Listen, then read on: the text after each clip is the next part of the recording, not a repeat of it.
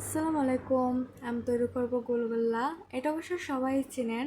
এটা আগে চায়ের দোকানে অনেক পাওয়া যেত। আমরা 10 টাকা করে কিনে খেতাম, কিন্তু সময়ের ব্যবধানে এখন আর তেমন পাওয়া যায় না। তাই আমি আজ গড়ি তৈরি করে নিলাম। তার জন্য প্রথমে লাগবে কুসুম গরম পানি। এখানে অবশ্য কুসুম গরম পানিটাই নিতে হবে। এরপর 1 চামচ ইস্ট দিয়ে ভালোভাবে মিক্স করে নেব। এবার একটা স্ট্যান্ডের মধ্যে দিয়ে দেব ময়দা। আমি যতটুকু পরিমাণ বানাবো ততটুকুই ময়দা নিলাম। আপনারা আপনাদের প্রয়োজন মতো নিয়ে নিতে পারেন। এরপর দিয়ে দিলাম বেকিং সোডা, লবণ দিয়ে এটাকে ভালোভাবে চেলে নেব, যাতে কোনো দানাদার না থাকে।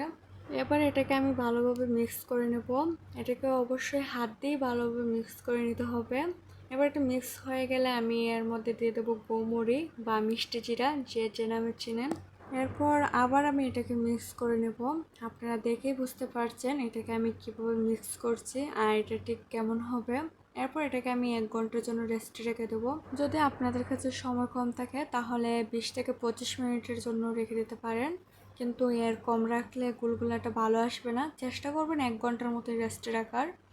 1 ঘন্টা পর এটাকে আমি আবার একটু ভালোভাবে মিক্স করে এরপর একটা প্যানের মধ্যে তেল দিয়ে, তেলটা যখন গরম হয়ে আসবে তখন এভাবে হাত দিয়ে আমি গুলগুল্লাগুলো দিয়ে দেব।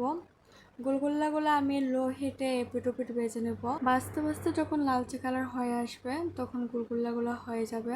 এবার আমি এটাকে তুলে নেব।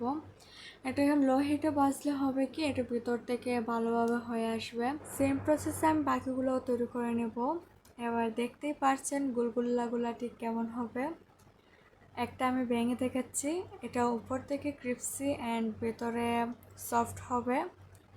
আশা করছি যে সবার কাছে ভালো লাগবে।